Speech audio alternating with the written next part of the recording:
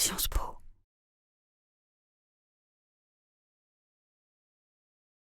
Bonjour, je suis Delphine Grouès, la directrice de l'Institut des compétences et de l'innovation. Bonjour à toutes, bonjour à tous. Chère Sabine Vespizer, cher Louis-Philippe d'Alembert.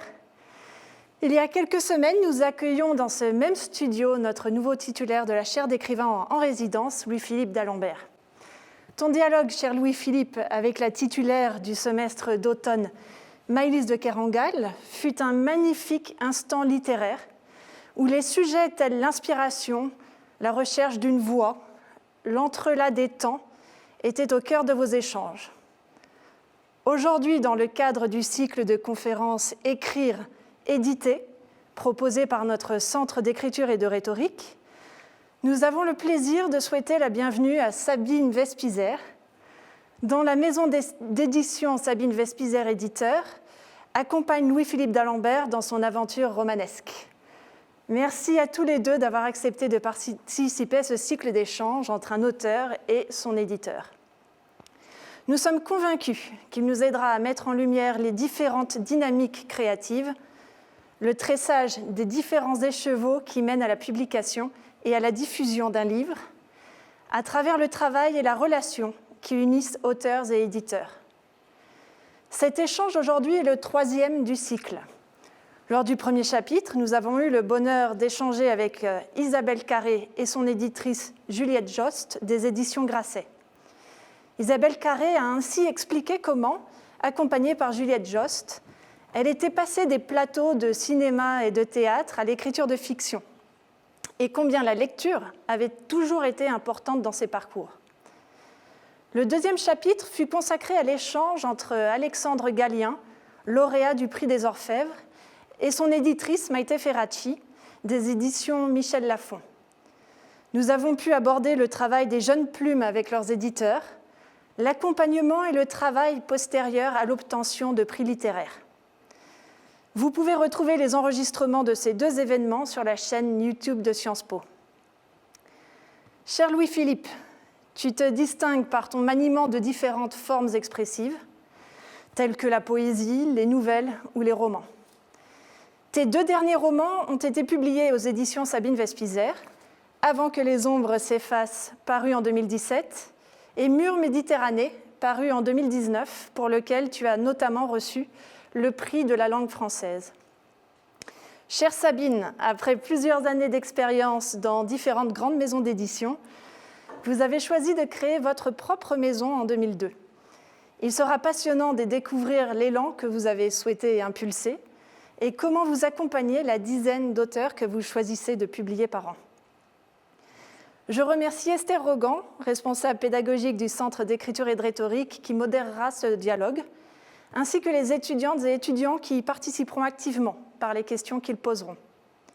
Les étudiants qui sont au cœur de la démarche du Centre d'écriture et de rhétorique, qui sont encouragés à plonger dans le monde de l'imaginaire, à trouver une plume et à façonner différents modes d'expression. C'est pour cela que nous sommes ravis d'intégrer Diandra Ferreira dans l'animation de cet événement.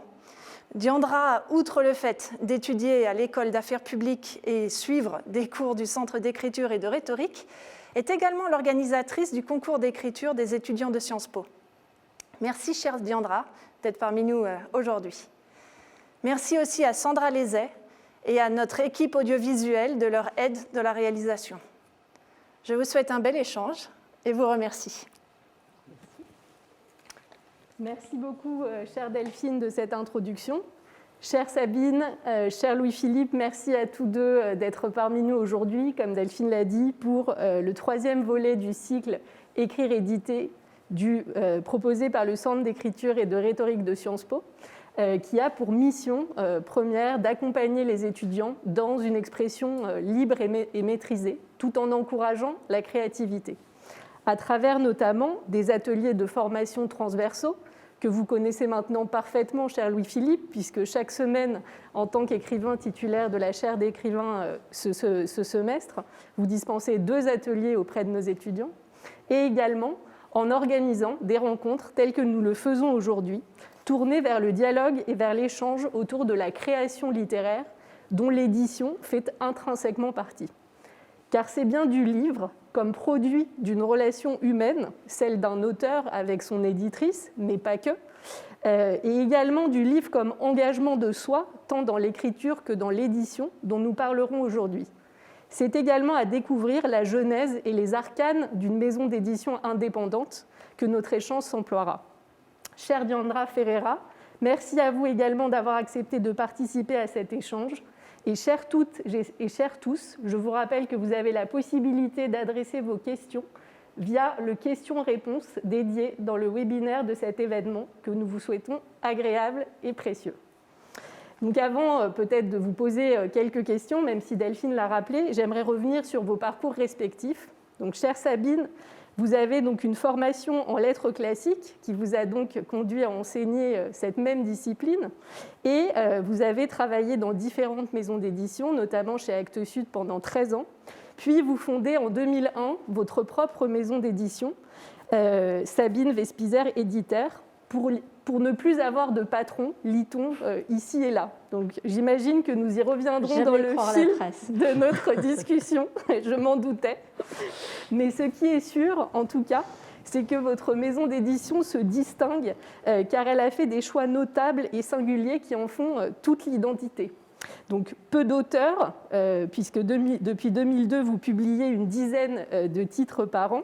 Citons notamment parmi les auteurs que vous publiez Léonore de Recondo, Michel Lèbre, Yannick Lahens ou encore Diane Meur, avec laquelle vous avez pu inaugurer votre maison. Pas de collection, donc une collection unique, un format également de livres unique, et enfin une diversité et un souci de publier des auteurs internationaux, puisque ce souci, dites-vous, est une bouffée d'oxygène, les livres étant une fenêtre sur le monde.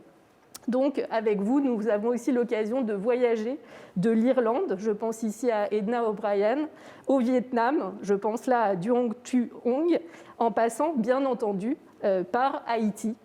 Haïti, dont, cher Louis-Philippe, vous êtes originaire, mais j'ai envie de dire pas seulement originaire, également attaché fermement et farouchement à travers vos romans. Et donc, vous avez, avant cela, fait bien d'autres choses, rédigé une thèse de doctorat en littérature comparée. Vous êtes également journaliste et depuis 1993, vous avez publié de nombreux écrits. Et comme le soulignait Delphine Grouès, vous vous êtes illustré par le maniement de registres littéraires très divers, romans, nouvelles, essais ou bien encore recueils de poèmes. Mais vous vous êtes aussi illustré par différents éditeurs à travers ces étapes et dans ces différents formats. Je pense par exemple aux éditions du Serpent à Plumes, au Mercure de France ou encore aux éditions Bruno Doucet, chez lesquelles vous avez publié vos derniers recueils de poésie, Cantique du balbutiement en 2020 et En marche sur la terre en 2017.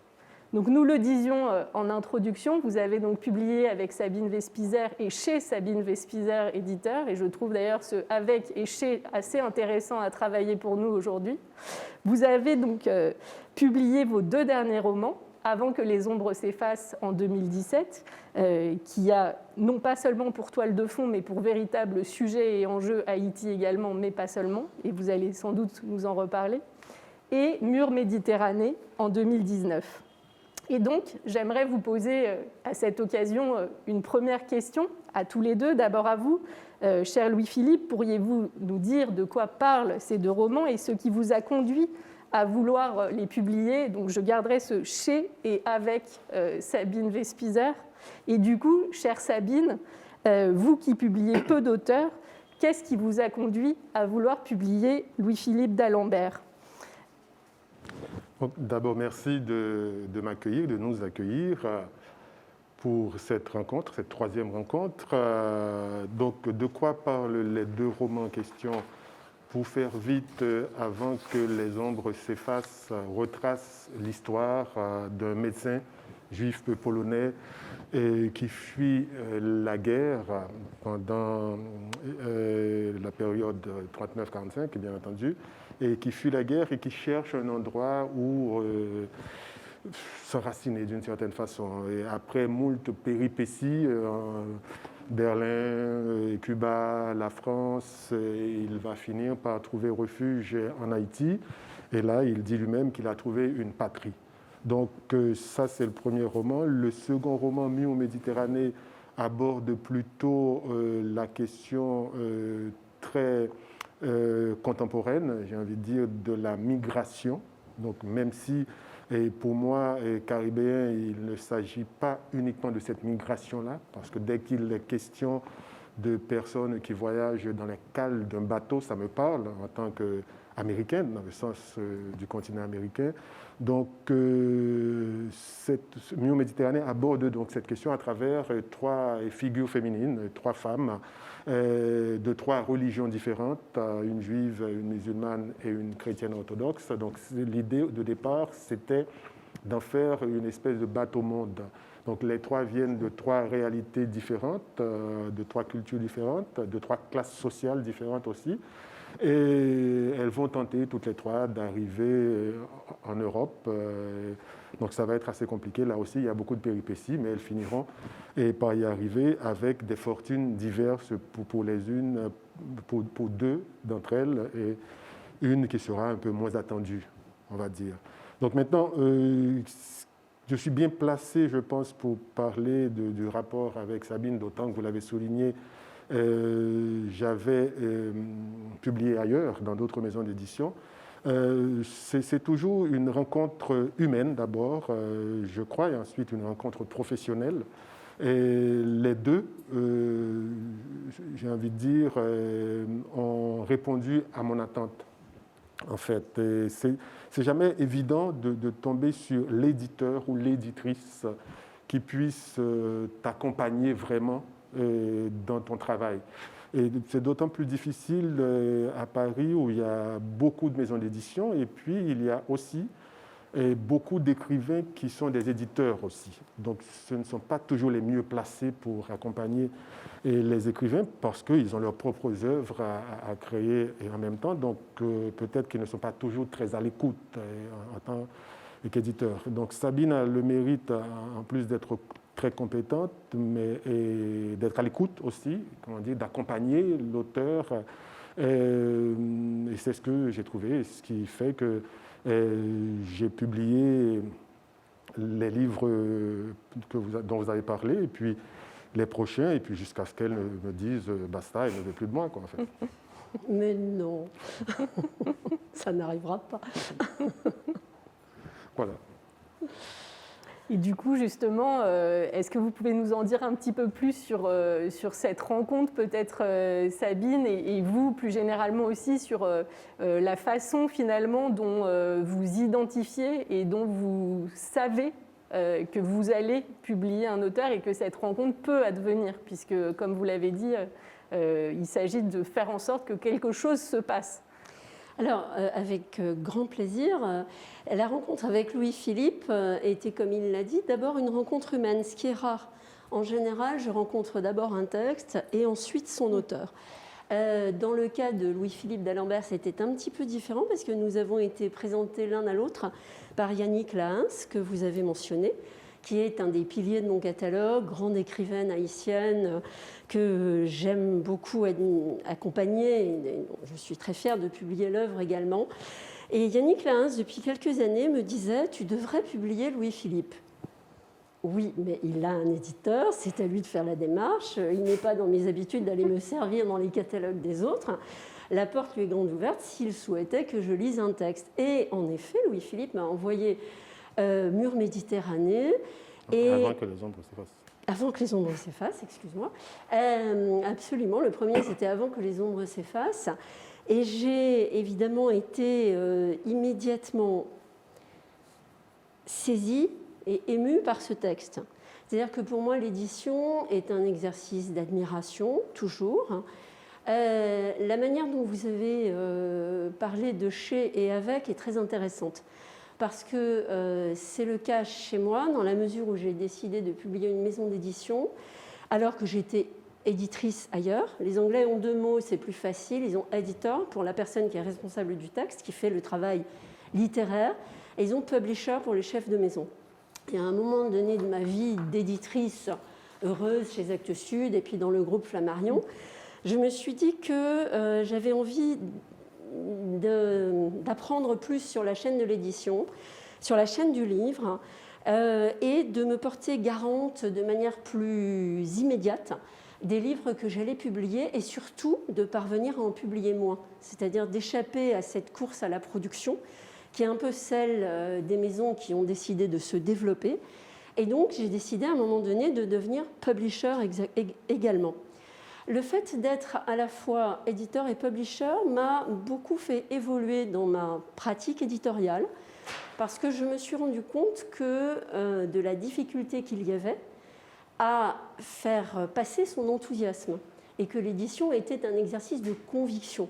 Nous, les éditeurs, nous sommes des passeurs, c'est-à-dire que notre travail, c'est de faire se rencontrer un écrivain avec un lecteur.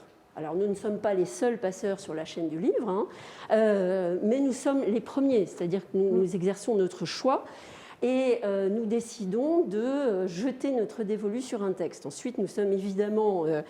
le relais est pris par la librairie, beaucoup essentiellement par la librairie, par les bibliothèques, par la presse. Et après, voilà, si vous voulez ensuite qu'on entre dans tous les détails de la chaîne du livre, mais c'est un autre sujet. Toujours est-il que quand j'ai lu Avant que les ombres s'effacent, j'ai surtout eu d'abord cette émotion face à une langue, face à la maîtrise d'une langue.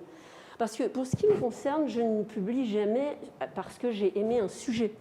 Un sujet, c'est, voilà, enfin n'importe qui peut raconter des histoires, les raconte plus ou moins bien. Je ne publierai jamais un livre parce que c'est une bonne histoire.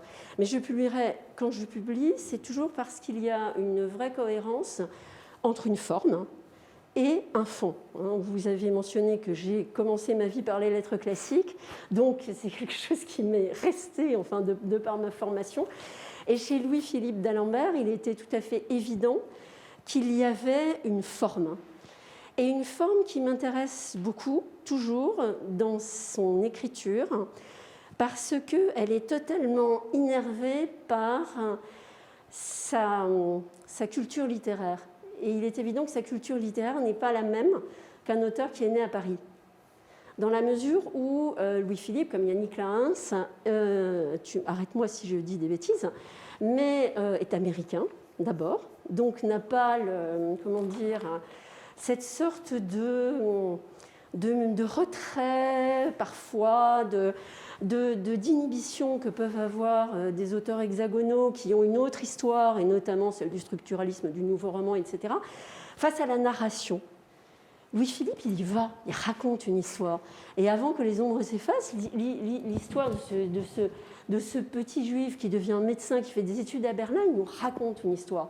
Il y a une ampleur narrative, il y a une force épique, c'est traversé par un souffle qu'on peut désigner comme le grand roman américain, mais c'est aussi traversé par quelque chose qui est de l'ordre du réalisme magique caraïbe, ou latino-américain. C'est-à-dire qu'on est quand même en Haïti à la convergence de diverses traditions littéraires et avec aussi une tradition littéraire très fortement ancrée au XIXe siècle. Il suffit d'écouter les cours au Collège de France de Yannick Lahens, précisément sur la tradition littéraire haïtienne.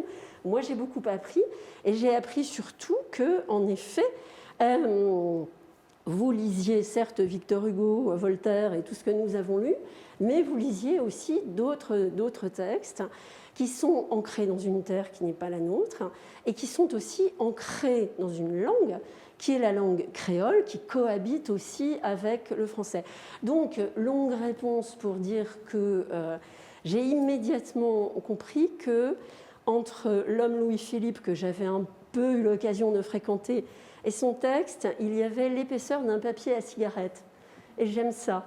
C'est-à-dire que moi, je publie, je ne suis pas une éditrice cérébrale, je ne créerai jamais une école littéraire, hein, mais je l'ai dit, je publie avec ma conviction, avec mon émotion, avec le sentiment que ce livre pourra toucher de nombreuses personnes. Et même si je n'ai rien à voir avec les histoires évoquées dans les livres de Louis-Philippe, Je ne suis pas migrante comme dans Mur Méditerranée, je n'ai pas non plus connu la guerre, mais il y a quelque chose de ma propre expérience qui a été cristallisé dans ces livres-là.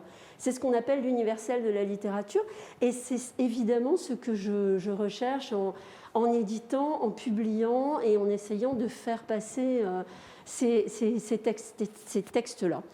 Et je termine ma longue réponse en disant que j'ai été aussi pleine d'admiration, parce que souvent on a l'occasion de recevoir des textes qui sont émouvants, qui sont plutôt bien faits, mais qui ne dénotent pas d'une maîtrise totale de l'instrument. C'est souvent le cas de jeunes auteurs. J'ai eu la chance de rencontrer Louis-Philippe, qui était déjà un auteur à maturité.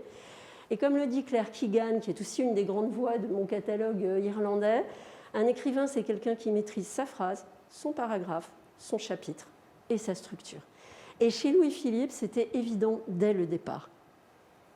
Et ça, effectivement, c'est très enrichissant pour un éditeur et pour moi, d'être dans ce dialogue avec quelqu'un qui est un grand professionnel aguerri. On parle souvent du métier d'écrire. Pour moi, c'est ça le métier d'écrire. C'est maîtriser son instrument, qui est la langue française. Merci beaucoup pour ces réponses très riches et qui, du coup, suscitent d'autres questions, enfin quelques-unes en tout cas. D'abord, peut-être une première, puisque je pense que c'est au cœur aussi de votre travail et vous en avez fait mention sur la question justement de l'accompagnement. Comment faites-vous pour accompagner vos auteurs ? Donc, comme vous l'avez dit, l'écrivain maîtrise son outil. Du coup, jusqu'où allez-vous dans le conseil éditorial et concrètement, est-ce que vous suggérez parfois à l'auteur de corriger cet outil qu'il est censé maîtriser ? Et réciproquement pour vous, Louis-Philippe, qu'est-ce que cet accompagnement singulier vous apporte par rapport à votre travail de créateur littéraire ? Vas-y, commence. Moi, je dirais, il y a ce que j'ai trouvé chez cette éditrice, donc chez Sabine, une présence, mais qui n'est pas intrusive. C'est-à-dire, pour moi, par rapport à ce que je suis en tant qu'auteur. Et c'est une présence forte, mais qui n'est pas intrusive. Et c'est aussi une grande flexibilité, j'ai envie de dire, parce qu'elle ne travaille pas de la même façon avec moi qu'elle travaille, par exemple, avec Yannick Laens ou avec Diane Meur, dont elle a parlé. Il y a des auteurs, par exemple, qui aiment bien être accompagnés chapitre par chapitre. Moi, je serais incapable. J'ai envie de fournir un texte qui puisse être lu, plus ou moins, même si ce n'est pas encore le texte final. Et Sabine a cette capacité à être dans cette attente-là, ou dans cette souplesse-là, j'ai envie de dire, et d'accompagner l'auteur dans sa démarche. Et donc ça, c'est la première chose. Et il y a aussi le fait que, en général, quand je me pose des questions, avant même que j'y arrive, elle a déjà la réponse, entre guillemets, si je peux dire. C'est peut-être mal exprimé de cette façon-là. C'est-à-dire que là où j'ai des doutes, mais sans le lui dire justement, pour voir si elle va être d'accord avec moi ou pas. Parfois, je peux avoir des doutes et puis c'est dans ma tête, ça se passe très bien. Et aux yeux d'un lecteur ou d'une lectrice, et dans ce cas présent. Et moi, j'ai parfois des doutes, je le sais, et je ne le lui dis pas, et je m'amuse, entre guillemets, à voir si elle va avoir les mêmes doutes que moi à ce niveau-là. Et très souvent, ça arrive qu'elle met un point d'interrogation ou elle demande plus d'explications. Le seul problème que j'ai à ce niveau, au niveau des demandes d'explications, c'est qu'elle écrit comme un médecin. Et je n'ai pas toujours la facilité, en fait, c'est toujours un peu difficile à comprendre. Donc il faut rappeler, voilà, c'est un échange qu'on a fini par trouver, la manière de faire. Et donc, voilà, je crois qu'à ce niveau-là, cet accompagnement, c'est un accompagnement qui sait s'adapter. Et c'est très, très reposant et très agréable pour un auteur de savoir qu'il va être lu. Et en plus, il y a une capacité de réaction et qui est très très vive, c'est-à-dire que c'est quelqu'un qui lit vite et bien. C'est-à-dire que, et justement, parce que quand on est un auteur, on envoie un texte, on a envie, comment dire, ou bien parce qu'on est impatient tout simplement en tant qu'être humain, on a envie de savoir ce que l'autre pense, ou bien parce qu'on a envie, dans mon cas, de continuer à avancer et très vite, donc je peux prendre 1 ou 2 jours de repos, entre guillemets, mais Sabine, justement, cette capacité de lire très vite et bien. Donc, pour moi, c'est très gratifiant, très reposant aussi. Ça me permet de continuer à avancer aussi vite que je le voudrais, parce que quand j'ai des doutes comme ça, le sport ne suffit pas toujours pour évacuer les doutes, donc il faut bien que quelqu'un puisse être là pour m'accompagner, en fait. Merci Louis-Philippe, mais dans la relation entre un éditeur et un auteur et un éditeur, c'est du temps aussi. Construire un catalogue, c'est avoir comme allié le temps long, ce qui est souvent un peu contre-intuitif du monde dans lequel nous vivons. Et c'est aussi la raison pour laquelle j'ai voulu créer ma propre maison. C'est pour que les œuvres puissent se déployer sur le temps long. Pratiquant sur le plan économique ce qu'on appelle la péréquation, c'est-à-dire que je n'ai évidemment pas l'exigence économique d'avoir une rentabilité au titre. Et que souvent, une bonne année permet de passer la mauvaise année. Mais en revanche, j'ai souvent la conviction que ces œuvres que j'aime à publier, que je me suis appropriées d'une certaine manière pour les défendre, finiront par advenir. Donc voilà, il faut être animé en effet d'une conviction forte. Et cette réactivité que tu saluais, Louis-Philippe, elle vient simplement du fait que pour moi, un nouveau texte de toi ou d'un auteur que j'aime publier, c'est formidable. C'est formidable. Bon, certes, quand tu me tiens une nuit blanche comme la dernière fois, je t'appelle le lendemain matin en te disant quand même. Mais voilà, enfin, je reçois le nouveau livre de Louis-Philippe on peut l'annoncer, je crois, qui va paraître à la rentrée prochaine. Je le reçois un jeudi, un mercredi soir, je l'imprime, je m'y mets le jeudi après-midi et je le lis jusqu'à ce que je l'ai terminé. Et donc, je passe une nuit blanche, mais parce que c'est bon signe pour le texte déjà, ça veut dire qu'on a envie de continuer. Et Michel Lèbre, que je publie également depuis très longtemps, a dit un jour très joliment qu'un éditeur, c'est quelqu'un qui incarne le désir du texte. Donc en effet, quand on accompagne un écrivain, on désire bien évidemment recevoir le nouveau livre, ça c'est évident. Et c'est vrai aussi que le travail, il est très différent d'un écrivain avec l'autre, c'est tout à fait évident, que moi je considère ma fonction un peu comme celle d'un caméléon. Je me pose sur un univers, j'en prends la couleur et j'essaie de le faire le plus souplement possible.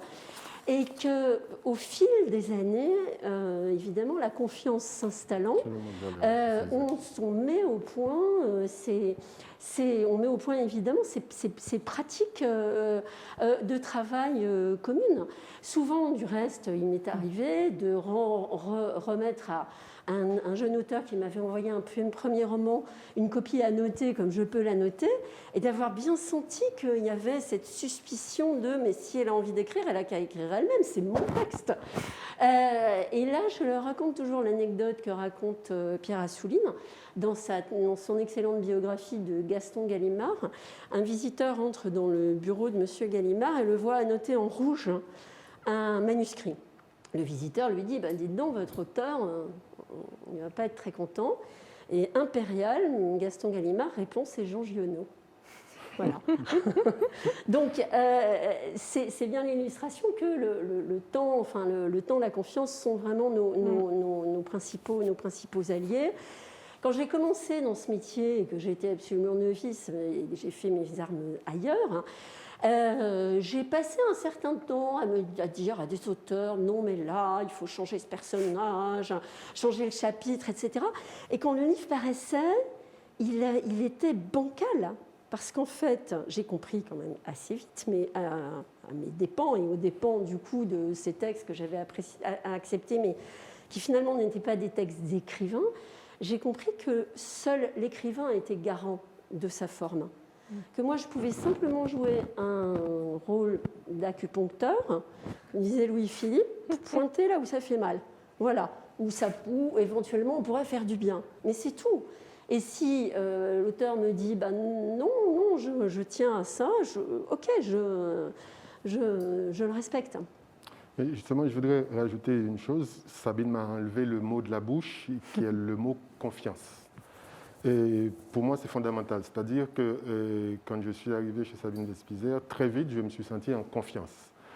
Pas seulement en confiance au niveau de la compétence, donc par rapport à son travail, mais confiance aussi par rapport à la personne qu'elle était. C'est-à-dire que le fait de publier très peu, donc c'est déjà une certaine garantie pour l'auteur, qui sait qu'il ne va pas tomber dans, comment j'ai envie de dire, dans une espèce, je ne veux pas être méchant, de panier à crabe où on va on ne sait pas à quelle sauce on va être mangé, c'est-à-dire qu'on sait que le texte sera accompagné. Donc ça, c'est la première chose, et surtout le fait aussi de savoir, même si ce n'est pas une grosse, dans le sens, c'est une grande maison d'édition, mais ce n'est pas une grosse maison d'édition, je crois que Sabine fait aussi attention aux besoins des auteurs. C'est-à-dire qu'à un moment donné, elle sait que les auteurs ont besoin d'être accompagnés, ne serait-ce que matériellement. C'est quelque chose dont aussi il faut parler, qu'on ne parle pas de ça, ou très peu. On évite parfois soigneusement d'en parler parce que ça peut déranger. Donc, c'est-à-dire que cette relation de confiance, pour moi, elle est fondamentale. Et à partir du moment où, c'est comme dans une relation affective ou amoureuse, c'est-à-dire que quand on se sent bien, on a envie de rester, en fait. Et ce mot confiance, pour moi, détermine tout. On dit tout le reste. C'est-à-dire que je dois me sentir en confiance. Et à partir du moment où je me sens en confiance, c'est-à-dire, et là, le travail s'en ressent aussi. Mon travail, parce que j'écris de manière complètement détendue. Et le confiance englobe tous ces paramètres dont j'ai parlé, c'est-à-dire le paramètre professionnel, le paramètre affectif, le paramètre matériel aussi. Donc ça englobe tous ces paramètres-là.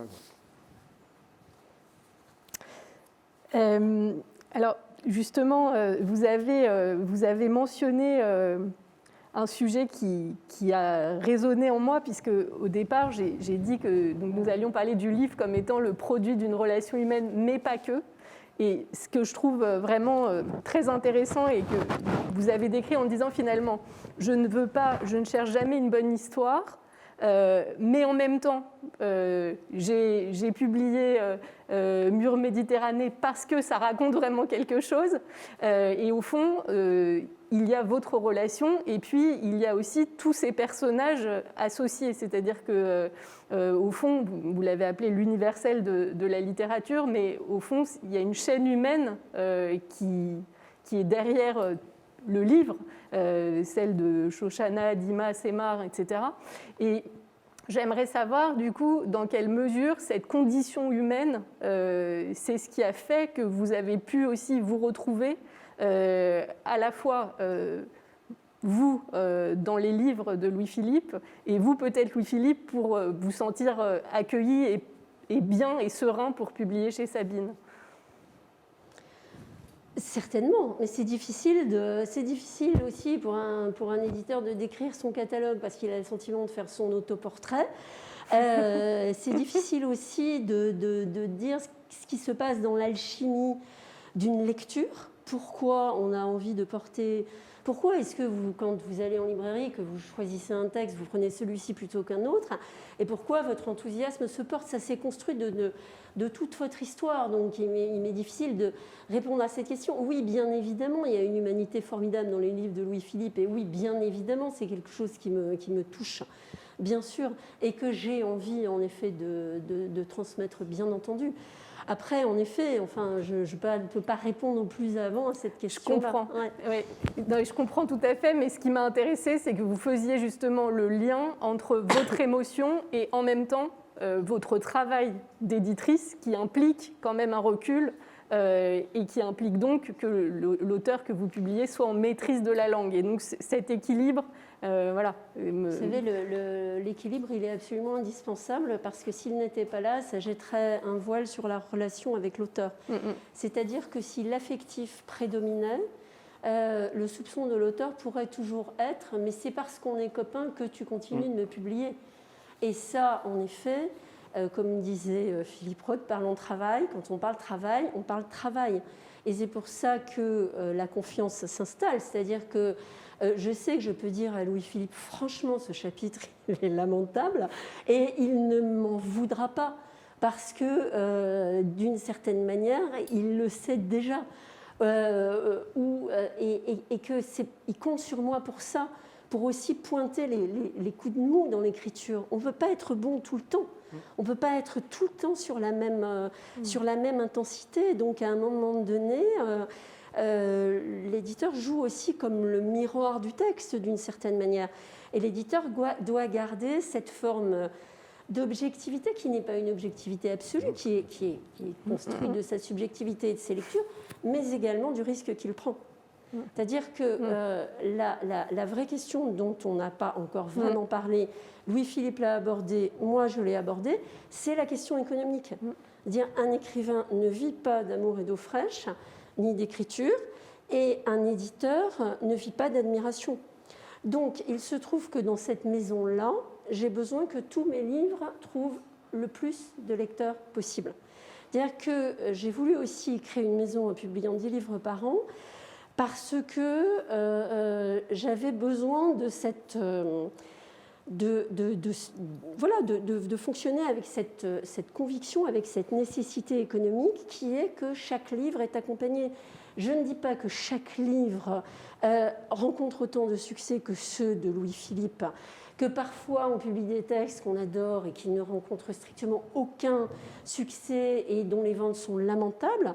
Mais d'abord, ce n'est pas pour cette raison-là que je ne continuerai pas de publier l'auteur.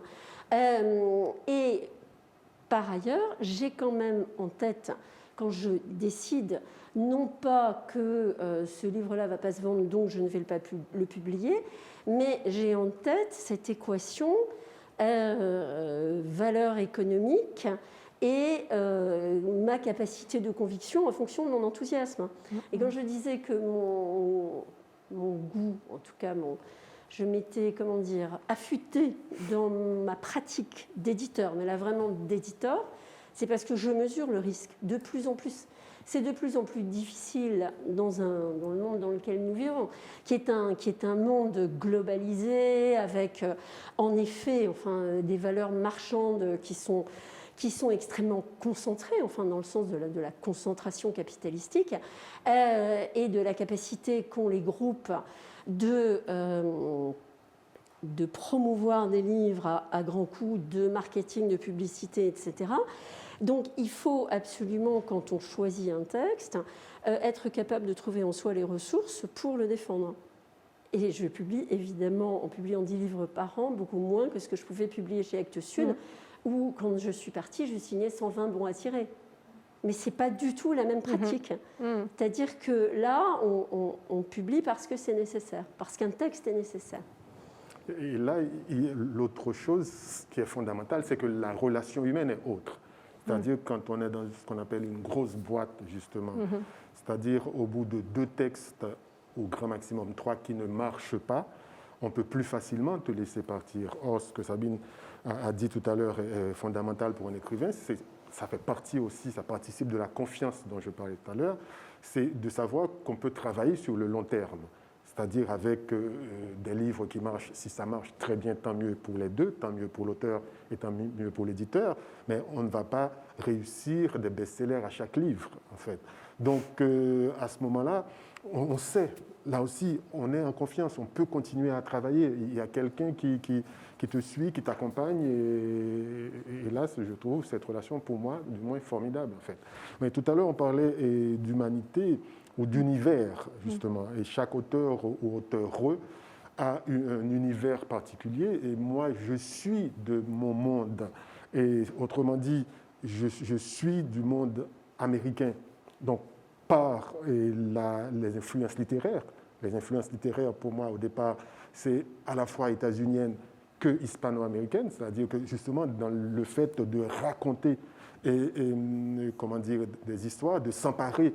Tout à l'heure, comment dire, Sabine disait, donc je ne vais pas parler à sa place, qu'elle ne s'empare pas d'un livre pour l'histoire, mais moi j'aurais envie de dire, pas uniquement par rapport à l'histoire, il faut une langue aussi, mais moi j'ai cette exigence-là, entre guillemets, et je ne sais pas si j'y arrive en tant qu'auteur, donc c'est aux lecteurs et lectrices de le dire, mais d'essayer de raconter une histoire aussi. Et là, ça me vient des littératures états-uniennes, des littératures hispano-américaines. Donc, quand je disais que je suis de mon monde, je suis de mon monde aussi, c'est-à-dire d'Haïti ou de la Caraïbe, par rapport à une réalité donnée, qui a une réalité historique, qui a une réalité socio-économique, et qui fait que je ne sais pas faire une littérature, sans vouloir être méchant, que je le qualifierais de nombriliste. C'est-à-dire que je ne sais pas, c'est-à-dire que j'ai besoin de m'emparer de sujets, et même si j'exprime, c'est-à-dire qu'il y a ma vie, entre guillemets, dedans, mais j'ai envie d'exprimer la vie, hein, et au sens le plus large possible.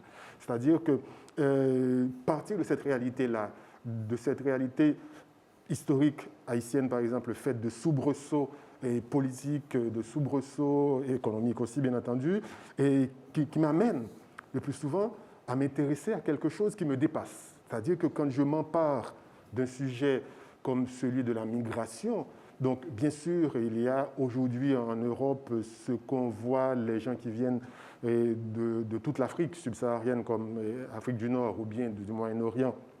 Bien sûr, aujourd'hui, ça concerne l'Europe, mais moi, encore une fois, en tant que Noir et Américain, donc on sait comment les Noirs sont arrivés sur le continent américain. Donc forcément, ce sont des sujets qui me parlent. Et quand je m'empare d'un sujet comme comment dire, l'extermination et la fuite des Juifs pendant la Seconde Guerre mondiale, ça me parle aussi. Donc je m'empare d'un certain nombre de sujets, même si je m'en empare sur le moment comme la migration, mais ce n'est jamais une réflexion spontanée. C'est quelque chose qui me traverse, qui m'habite depuis très très longtemps, depuis mon adolescence au moins. Merci beaucoup. Du coup, j'invite Diandra à nous rejoindre pour la suite des questions. Merci beaucoup, Diandra, et merci à vous. Bonjour, tout d'abord, merci beaucoup pour toutes vos réflexions très intéressantes qui nourrissent nos propres réflexions au sujet de l'édition et de la création littéraire. Ma première question est plutôt dirigée du coup à Madame Vespizer.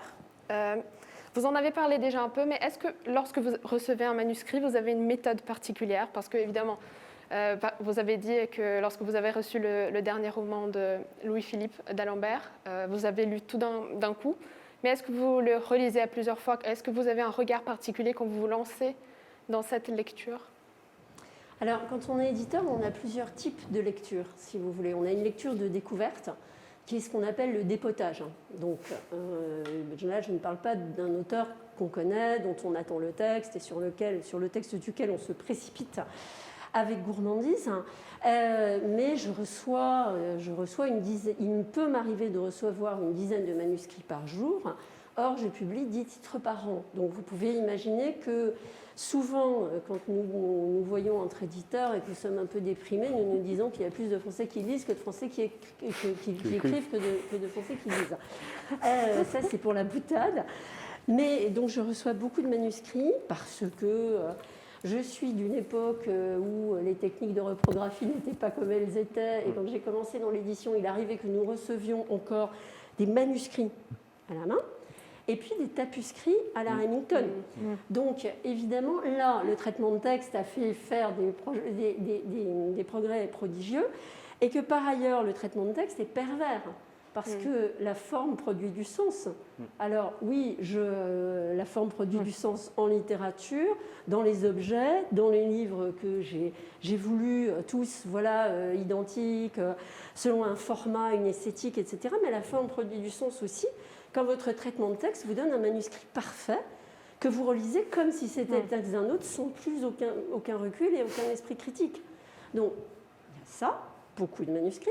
L'autre raison, c'est aussi que tout le monde publie, pardon, un peu n'importe qui, à condition qu'il soit célèbre.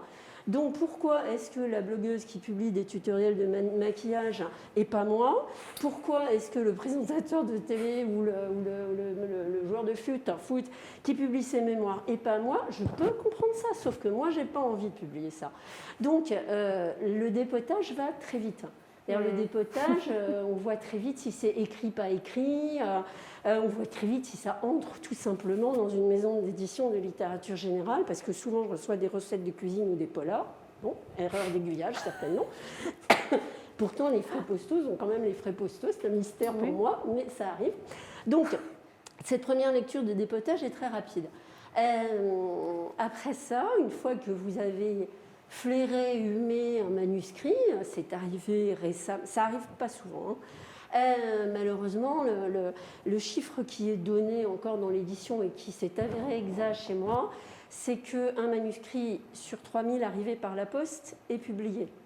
Donc il y a peut-être aussi à réfléchir sur la manière dont on envoie les manuscrits. Parce que les éditeurs font leur travail et que nous avons tous besoin de bons textes. La dernière fois que j'ai reçu un manuscrit par la poste et que j'ai humé, je me suis dit, mon Dieu, mais c'est écrit ça.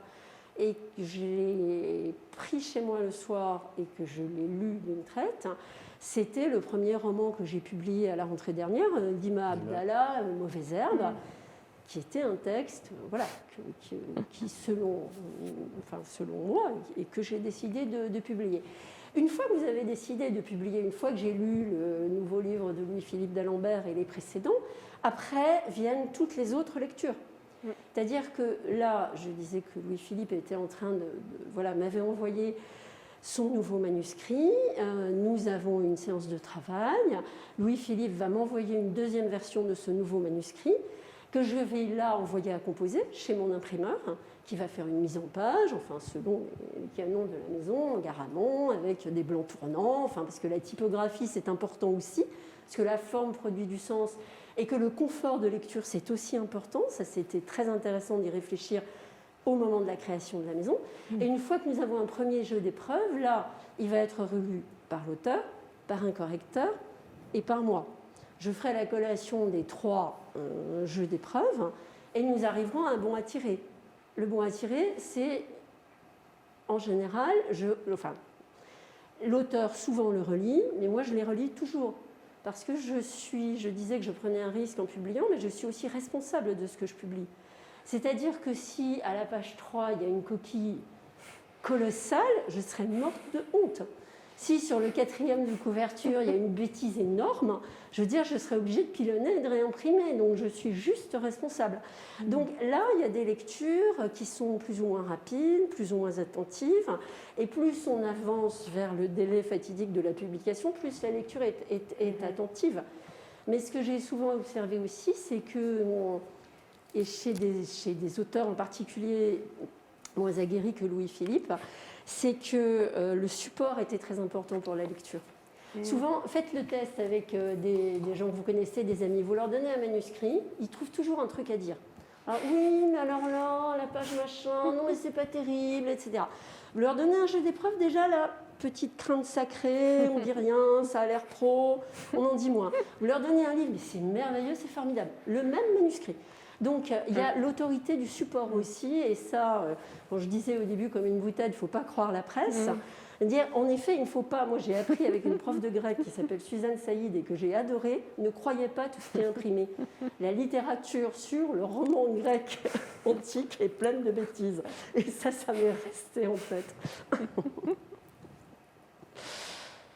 Bon, merci beaucoup.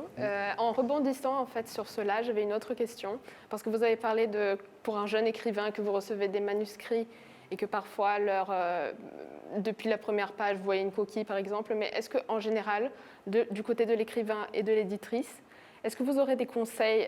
C'est peut-être une question générale, mais je sais que beaucoup d'étudiants à Sciences Po, notamment, écrivent de la fiction ou de la non-fiction, mais qui se demandent parfois, oui, des questions. Est-ce que vous aurez un conseil spécifique ou comment, Oui, bien comment sûr. procéder? Oui, Un seul, lire. Voilà. très bien. Un mot, c'est parfait. C'est exactement ce que j'allais répondre. C'est en général, même pour les écrivains qui sont moins jeunes, parce qu'il y a des gens qui se mettent à l'écriture assez tard et qui arrivent, qui ont décidé à 45 ans, 50 ans, ou même parfois à la retraite, qu'ils allaient commencer à écrire. Et ma première question, c'est qu'est-ce que vous lisez en fait? Parce que je ne pense pas qu'on soit capable d'écrire sans lire, sans avoir lu, et sans lire encore régulièrement. C'est-à-dire, pour moi, c'est comme un musicien qui fait des gammes, en fait, au fond, d'une certaine. C'est pas les mêmes. Donc, il y a un autre type de gamme qui va être le fait d'écrire régulièrement aussi. Mais la première chose, c'est de lire, et la deuxième, c'est d'écrire régulièrement, de prendre du temps. Et pour écrire et de ne pas croire qu'on va se lever un jour, tiens, on va accoucher d'un chef-d'œuvre du jour au lendemain, alors qu'on n'a pas écrit depuis je ne sais pas combien de temps. Donc il y a la régularité dans l'écriture, il y a la régularité dans la lecture aussi. Et à partir de là, parce que on peut avoir toutes les techniques qu'on veut, bien sûr, mais c'est écrire un roman ou un recueil de nouvelles, ce n'est pas une dissertation. Donc on a le fameux thèse, antithèse, synthèse, on a les plans, donc on sait qu'on va écrire. Il y a une langue à trouver, et cette langue-là, qui va être sa langue ou sa voix, VOX, en fait, la voix qu'on va trouver, ça ne peut se trouver que dans la pratique régulière, justement, de l'écriture. Bien sûr. Et si je peux juste rebondir une fois, mais ça m'a fait penser, est-ce que, en tant qu'éditrice, vous recevez, vous avez déjà dit, mais de nombreux manuscrits, mais est-ce que vous trouvez le temps à côté aussi, vous lisez, bon, je suppose que oui, mais est-ce que vous cherchez à le faire aussi pour... Bien sûr, oui. Bien sûr, c'est absolument... Pour moi, c'est indispensable d'abord, parce que c'est ce que je préfère faire au monde, c'est la lecture, depuis toujours, et c'est pour ça que je fais ce métier, que je suis très heureuse de le faire. Donc c'est un plaisir aussi, c'est aussi un repos de lire un texte sans avoir un crayon en main. Donc en général, j'essaie de choisir mes lectures pour ne pas m'énerver. Et aussi, c'est de garder la connaissance de ce qui se publie. Se dire, je m'inscris dans un marché du livre, dans un marché de l'édition. Donc j'ai besoin de savoir ce qui paraît en littérature française et en littérature traduite, bien évidemment. Et puis de temps en temps, j'ai besoin de me refaire le palais en lisant un classique, vraiment. Donc oui, je reste une lectrice compulsive et je vais beaucoup en librairie parce que ce travail d'accompagnement de texte, c'est aussi un travail, une chaîne de conviction. Et qu'en ce moment, on est très frustré parce qu'on ne voit pas assez. Là, on est heureux parce que moi, on est un petit comité, on vous parle derrière l'écran, mais quand même, on est là. Enfin, on n'est pas chacun derrière son ordinateur. Mais rien ne vaudra l'étincelle dans l'œil, le langage corporel qui fera que le libraire, le journaliste décryptera bien le niveau d'intensité et d'enthousiasme. Donc voilà, il y a une nécessité de transmission. Je vois. Est-ce que... Et sinon, j'aurais une question maintenant plus large, pas tellement par rapport au marché du livre en réalité. Et donc c'est des deux côtés parce que je ne veux pas en reparler, mais on est encore dans la crise, en pleine crise sanitaire. Et du coup, je me demandais par rapport aux aides publiques, par exemple, est-ce que vous avez ressenti que les aides institutionnelles qu'il y a eu du soutien de ce côté institutionnel ici en France ou par rapport au marché? Enfin, Louis-Philippe, si tu veux répondre. Ouais, justement, on est en France et il faut râler. Donc, c'est la première chose. Mais je n'oublie pas quelque part d'où je viens. Autrement dit, je crois que malgré ce qu'on dit, il y a quand même eu, du moins par rapport aux auteurs, pour les éditeurs, je ne sais pas, il y a un effort qui a été fait, il y a un accompagnement qui a été fait. Et c'est peut-être pas autant qu'on aurait aimé, en fait, mais il y a un accompagnement à ce niveau-là des auteurs. Et je parle d'accompagnement financier, bien entendu. Il y a peut-être tout le monde n'est pas au courant. Je sais qu'il est de bon ton de dire que l'État ne fait rien, et ainsi de suite, et tout ça. J'en suis très, très conscient, mais je crois peut-être qu'il y a eu du retard à l'allumage, on dira. Mais j'ai l'impression que par la suite, il y a un travail qui a été fait. Je suis encore d'ailleurs membre administrateur de la Société des gens de lettres. Donc, je vois tout le travail que la Société des gens de lettres a fait et les propositions qu'on a pu faire au gouvernement, au ministère de la Culture en particulier, pour que les auteurs puissent être accompagnés un minimum. Donc, bien entendu, ce n'est pas l'idéal, mais ce n'est pas rien non plus, j'ai envie de dire. Oui, je préférais que tu répondes de ton point de vue. Moi, de mon point de vue, je trouve que nous vivons dans un pays de cocagne. Il m'arrive de voyager, enfin quand on peut voyager. Une maison comme la mienne n'a pas d'existence commerciale dans des pays où il n'y a pas de loi sur le prix unique du livre. Toute la chaîne du livre en ce moment et cette diversité incroyable de librairies que nous avons, qui sont ouvertes en ce moment, ce qui est une chance par rapport au spectacle vivant, et ça on ne le dira jamais assez, mais tout ce tissu de librairie et de maisons d'édition indépendantes est dû à une loi qui est la loi Langue, dont l'impulsion a été donnée par Jérôme Lindon, donc mythique fondateur, enfin pas fondateur, mais patron des éditions de Minuit, c'était Vercors le fondateur. Et cette loi sur le prix unique du livre, qui est simple, qui est de dire que l'éditeur détermine le prix du livre, donc ne se retrouve pas en prix entre les fourches codines des groupes de distributeurs qui vont vouloir acheter une grande quantité de livres pour avoir un meilleur prix. Et donc, il y a une loi de défense de la création et le socle sur lequel est appuyée la chaîne du livre. Il y a une politique culturelle en France qui existe dans très peu de pays. Et ça, il faut le saluer, toujours le souligner. Dans le cas particulier de la crise, il y a eu une bataille formidable qui a été menée par Bercy, par le ministère de la Culture, pour que les librairies redeviennent ouvertes, des commerces essentiels. Vous avez suivi ces polémiques. Et il y a eu, en effet, en tout cas, il y a une conscience des besoins des auteurs, des éditeurs, évidemment, et des libraires. Et beaucoup des libraires. Dès le premier confinement, se sont ouverts des guichets au ministère de la Culture, à Bercy, à l'ADEL, qui est une association d'éditeurs à laquelle j'ai adhéré, qui est une association de défense de la librairie de création. Donc ça, c'est absolument fondamental. C'est-à-dire qu'il est possible de faire ce travail dans ce pays en étant écouté et soutenu. Il y a à 50 mètres d'ici un centre national du livre qui fait un très beau travail aussi de soutien à la création et à la diversité. C'est-à-dire que l'important aujourd'hui pour moi, éditrice et patronne d'une toute petite maison d'édition de par la taille, nous sommes 4, nous publions 10 livres par an, donc sur un plan de la taille, c'est très petit par rapport à des grands groupes. Mais il y a un vrai travail qui est fait, qui est un travail d'accompagnement qui est absolument nécessaire et un travail d'égalité des chances. Merci. Apparemment, il y a des questions. Oui, on va passer à présent aux questions de la salle. Alors, une première question à Louis-Philippe de Pierre. Vous a-t-il été difficile de confier vos premiers textes et de les voir corrigés ? Non, pas difficile de les confier, non, parce que je les ai envoyés à l'époque par la poste, tout simplement. J'ai bien aimé le processus dont parlait Sabine, parce que je viens de ce processus-là, je viens de la machine à écrire Remington, ensuite des premières machines à écrire électroniques qui avaient 4 pages de mémoire, donc il fallait imprimer pour pouvoir recommencer avec d'autres. Donc du coup, j'ai même été trop content de pouvoir les confier.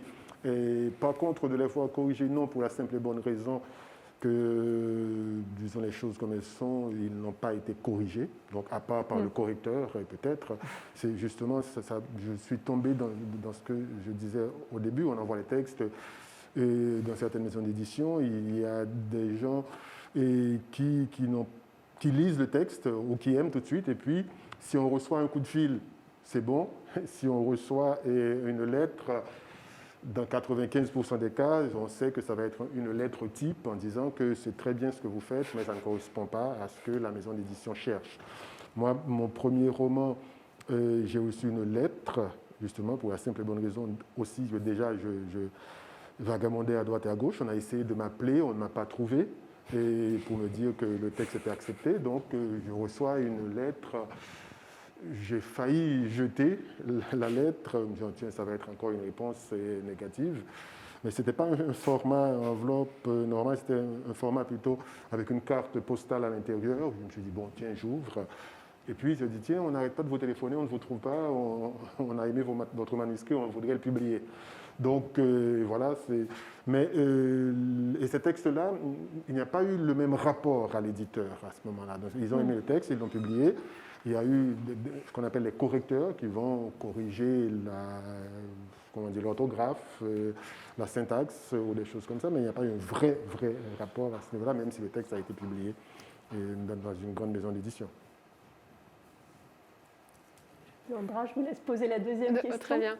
Du coup, Coralie vous demande, elle reprend ce que vous avez dit, on publie parce que le texte est nécessaire. Est-ce que vous pourriez en parler un peu plus, s'il vous plaît ?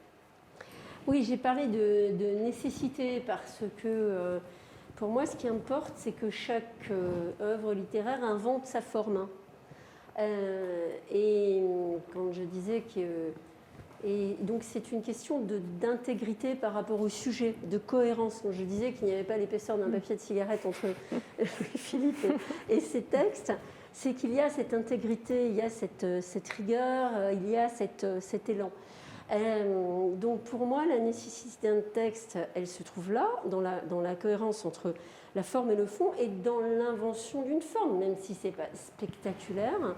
Mais s'il y a une chose qui me révulse aujourd'hui dans l'industrie du livre, dont j'ai besoin moi aussi, parce que j'ai besoin de l'industrie, la maison ne pourrait pas jouer avec la petite taille qu'elle a, être une grande maison, comme l'a dit Louis-Philippe, si elle ne s'appuyait pas sur une distribution industrielle, sur un système d'impression, sur un imprimeur qui puisse, qui appartienne aussi à une industrie. En revanche, un des grands travers de l'industrie, c'est l'imitation et le clonage. Et j'avoue ma lassitude face à tous ces clones de livres à succès. Ça a commencé avec la checklist, et puis on est passé par Harry Potter, et puis on a eu l'autofiction. Et pour un prototype, un livre, c'est un prototype formidable, comme Harry Potter, comme Christine Angot, l'inceste, etc. On a eu des quantités de textes tellement médiocres qui essayaient juste de s'inscrire dans la même niche marketing. Et c'est là qu'on entre dans les travers de l'industrie. Et c'est là que je parle de nécessité, parce que je tente de parler de forme. Voilà. Très bien. Alors, une question qui est adressée à Louis-Philippe, mais qui pourrait peut-être ou pas s'étendre également à Sabine. Dans quelle mesure vous sentez-vous artiste ? Oui, encore faut-il que je sache ce qu'est un artiste, ou peut-être il faudrait définir la notion. Est-ce que ça signifie quelqu'un qui prend des risques dans son travail, c'est-à-dire qui a ce besoin, cette nécessité, dont parlait Sabine, de dire quelque chose, et de le dire d'une certaine façon, bien sûr, et de prendre des risques. C'est-à-dire que d'accepter, dans mon cas précis, d'être un écrivain à part entière. Autrement dit, ça signifie aussi, c'est-à-dire que c'est une question dont Sabine a parlé tout à l'heure, quand elle a parlé de marché ou de finance, c'est d'accepter de vivre d'une certaine façon, c'est-à-dire que de ne pas avoir un salaire tous les mois, par exemple. Donc, ça veut dire que c'est un choix de vie. Et aussi, donc, ça fait partie de ce que est peut-être l'artiste, c'est-à-dire de prendre des risques à ce niveau-là. Et à ce niveau, oui, je dirais que je le suis, mais c'est aussi quelqu'un qui a un besoin d'exprimer et quelque chose qui l'accompagne. C'est-à-dire, pas moi-même forcément, mais d'exprimer mes doutes ou ma vision du monde et ce que j'ai envie de partager avec les autres, par exemple. Et pour moi, c'est fondamental et j'en ai fait un métier, entre guillemets. En ce sens, oui, je dirais.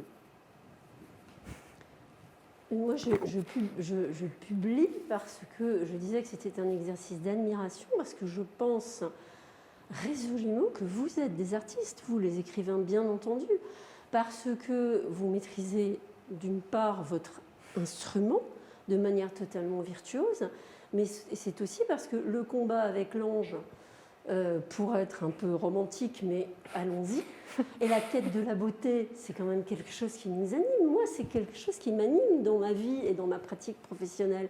Mais c'est vous qui nous l'a procuré. Donc oui, bien sûr, moi, l'artisan de la plume qui sait raconter des histoires, je conçois qu'on le publie, mais pas moi. Enfin, je veux dire, ça ne m'intéresse pas. Je veux dire, ça n'a pas de sens de faire de cette maison d'édition un mode de vie, de s'y investir totalement pour se retrouver avec des textes tièdes.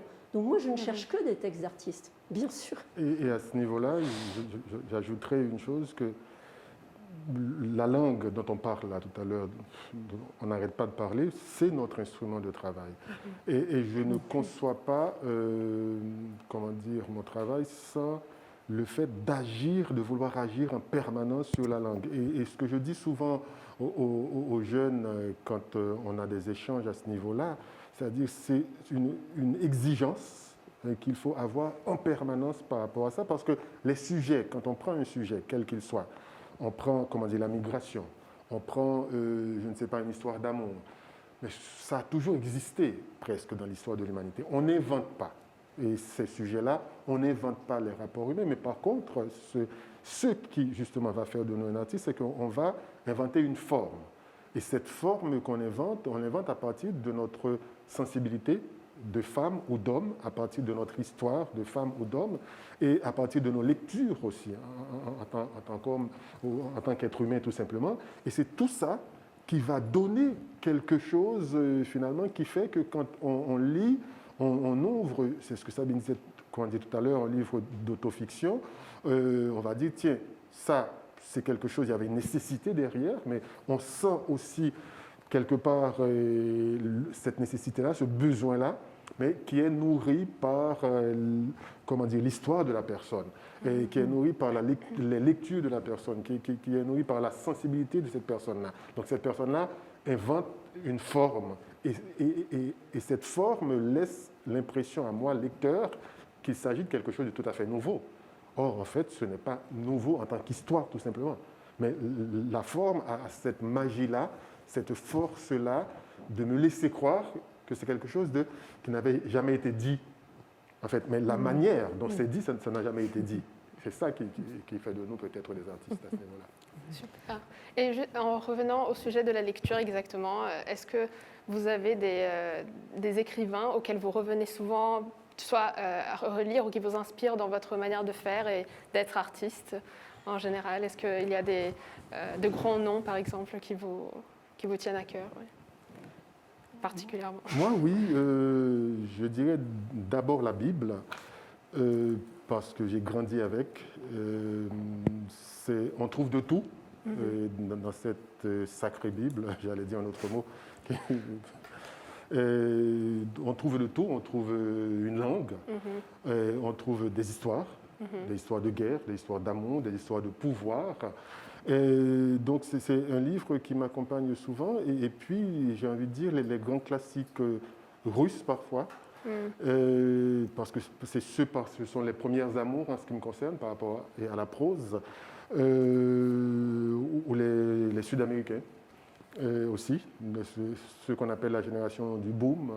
Parfois, je relis un certain nombre de classiques comme ça, de Garcia Marquez, de Asturias, de Vargas Llosa ou d'autres. Et puis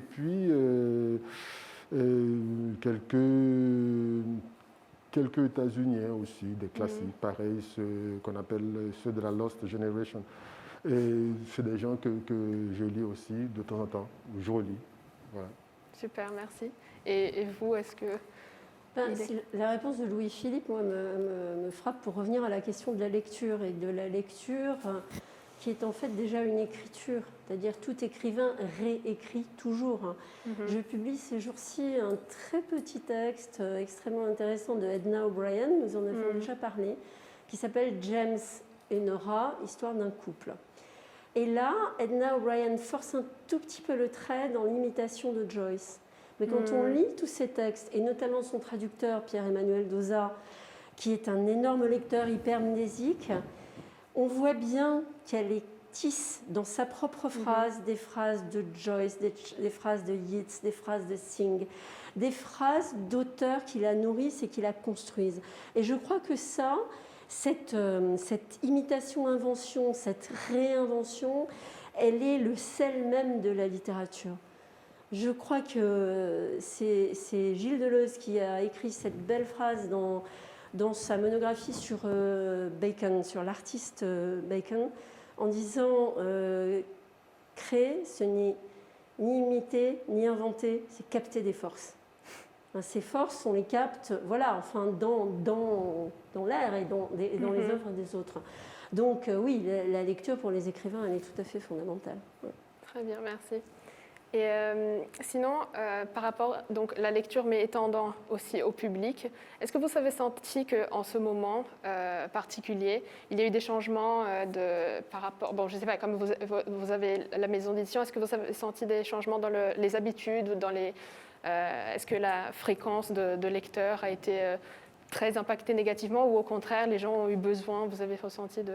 On est dans un discours général de tout va bien dans Madame la Marquise, parce que les librairies vont très bien, parce que tous les autres lieux culturels sont fermés. Donc, que par ailleurs, pendant le premier confinement, il y a eu une vraie prise de conscience de ce que c'était qu'Amazon, enfin des pratiques scélérates, et que de nombreux lecteurs d'Amazon, enfin qui assèchent totalement le paysage, se sont reportés sur la librairie indépendante. Maintenant, ça, c'est en général, et c'est vrai. Ce qu'on observe en ce moment dans les tendances de fond qui sont à l'œuvre depuis assez longtemps, c'est qu'elles s'accentuent, c'est-à-dire que l'industrie petit à petit est en train de gagner, et que l'industrie, c'est la concentration. Et qu'il y a quand même une lourde et inquiétante tendance à éliminer les classes moyennes en librairie. Donc la fracture sociale, comme disait Chirac, est présente vraiment en librairie aussi, c'est-à-dire qu'il y a 3, 4, 5 livres best-sellers qui se vendent et qu'il est de plus en plus difficile de faire passer des livres fragiles, moyens, des livres qui, naguère, il y a 10 ans, trouvaient 3-4 000 lecteurs et qui maintenant en trouvent moins de 1000. Ça, c'est très inquiétant. Ça, c'est très inquiétant parce que malgré tout cet encouragement par les aides de l'État, cet encouragement à la diversité, il y a un risque d'assèchement de la diversité. Donc ça, ce serait mon observation intuitive. Mais il faudra voir un peu ce que nous disent les différents observatoires, enfin les différents rapports à l'année prochaine, mais je pense qu'on s'achemine vers ça. Il y a aussi à ce niveau-là un risque autre qui est celui du formatage et de la publication. Pas pour les éditeurs, mais pour les auteurs. C'est-à-dire que la tendance serait qu'on va vers ce qui marche, parce qu'on sait c'est ce qu'attendent les grands groupes. Donc ce côté formatage, c'est quelque chose qui va complètement à l'encontre, à mon avis, du travail artistique, justement, dont on parlait tout à l'heure. C'est quelque chose qui va à l'encontre, moi, en tant qu'être humain, je dis, qui va à l'encontre d'une certaine éthique, pour moi, bien entendu, mais qui fait qu'on n'arriverait pas à trouver sa voie dans ce formatage-là. Et ça, ce sont des maisons d'édition indépendantes comme celle de Sabine et d'autres qui arrivent à nous permettre d'échapper à cette tendance-là. Je vois. Et avant de passer à une autre question du public, je voulais savoir, est-ce que vous avez dû faire recours ces temps-ci à des... Parce que tout passe au numérique. Est-ce que vous sentez que pour faire ressortir les auteurs du lot, du coup, au milieu de ces voix qui sont cachées ou essoufflées peut-être à cause de... Pas essoufflées nécessairement, mais avec cette cumulation, cette concentration, est-ce que le numérique est positif? Je ne sais pas des deux côtés, est-ce que... Vous savez, moi, mon économie, elle repose sur une phrase simple. En librairie, on trouve ce qu'on ne cherche pas. D'accord. Quand on cherche sur Internet, on sait ce qu'on cherche. Ouais. Voilà. On ne trouve pas des choses par hasard, ou alors vraiment par le plus grand des hasards. C'est-à-dire que le numérique, chez moi, a toujours représenté... Alors, je numérise des livres pour ne pas avoir l'air complètement misogyste, et parce que quand même, pour Louis-Philippe notamment, ça a un sens, parce que sa communauté de lecture est vraiment, de lecteurs est vraiment éparpillée à travers le monde, et que là, ça permet en effet un accès facile à ces romans. En revanche, le pourcentage de vente du numérique n'a jamais dépassé chez moi 1% des pourcentages du papier. Parce que j'ai construit toute ma maison sur l'objet, sur la forme qui produit du sens, sur le plaisir sensuel aussi de la lecture dans l'objet, et sur le feuilletage, sur la découverte du texte, par la page, pour le placement des mots, etc.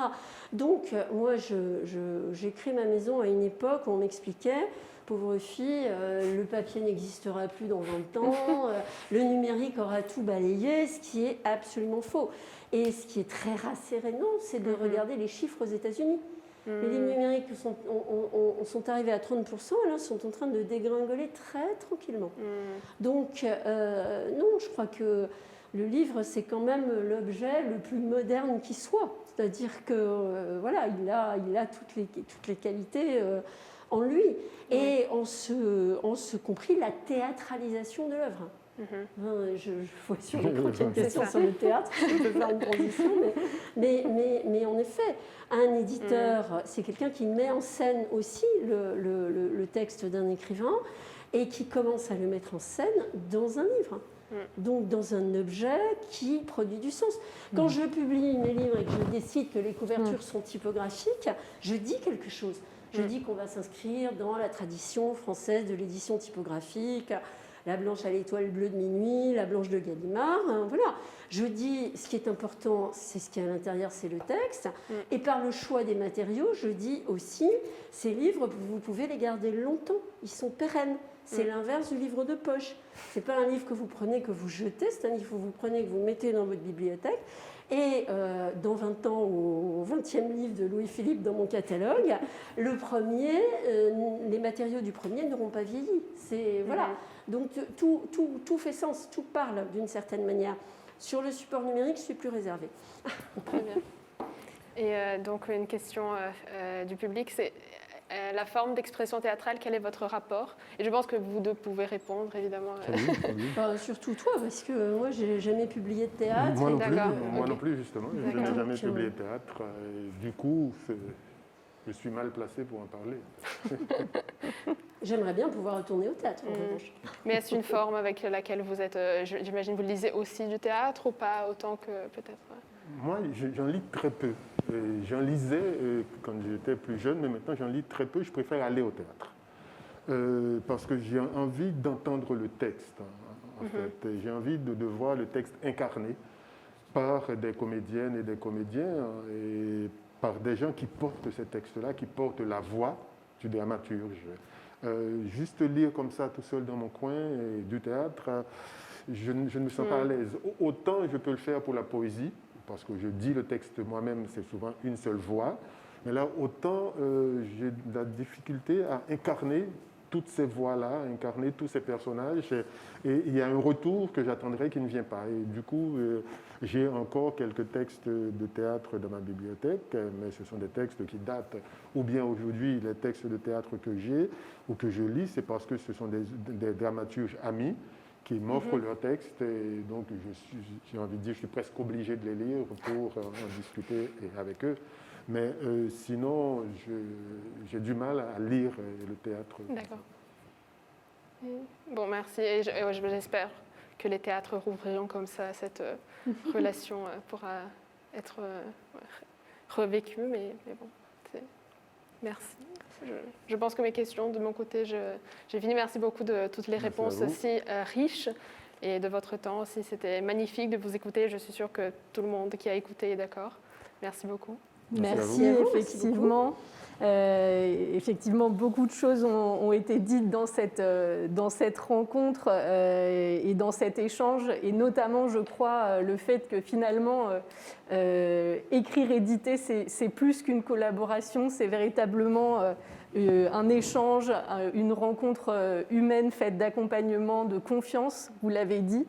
Et ce qui, effectivement, j'aimerais pour finir simplement rebondir sur ce que vous avez dit et qui me paraît tout à fait nécessaire, qui est ce lien en fait entre la forme et le sens et le fait justement de ne pas vouloir produire une esthétique qui soit déconnectée du contenu, de donner à voir concrètement ce sens à travers les matériaux, la forme matérielle qu'il revêt. Et je crois qu'il y a là quelque chose de fondamental, parce que d'une part, ça fait le lien tout simplement entre le temps long dont vous avez parlé, qui met en cohérence, en fin de compte, votre travail d'éditrice avec le temps long qui est celui de l'écriture, qui est aussi celui de la lecture, mais en même temps, la nécessité, finalement, pour toucher un public, d'aller plus loin et du coup, de dialoguer avec des diffuseurs, des distributeurs et par conséquent ainsi d'être vraiment mis en relation. Donc j'ai été sensible à ce souci de la matérialité qui fait qu'effectivement, vous l'avez dit aussi, l'écrivain ne vit pas d'amour et d'eau fraîche. Et donc un grand merci à vous pour cet échange. Merci pour vos questions et cette brillante conclusion. Et merci à notre public de nous avoir suivis.